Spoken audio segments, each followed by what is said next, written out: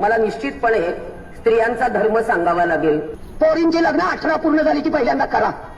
25 वर्षाच्या होत पर्यंत इतक्या मॅच्युअर होत आहेत, कुणाच्या बापाला ऐकत नाही. आईने मला शाळेत सुद्धा घालायला नकार दिला. आई म्हणाली लिहिता वाचता आलं ना बस झालं. एकदा संध्याकाळच्या वेळेला आरशात बघितलं तर आईने मारलं होतं. आईचा फटका अजून आठवतो. अक्षरशः मुलींचे पाय जमिनीवर नाहीत शिक्षणामुळे. त्या बाईने केवळ हट्टीपणासाठी करिअर करत बाहेर पडणं आवश्यक आहे का? इतके आपण पाश्चात्य झालो. काढा सगळं डोक्यात ना. स्त्री पुरुष समानता घटनेने दिली हो. पण एक गोष्ट आहे, निसर्गाने दिलेला दुबळेपणा लपवता येतो का?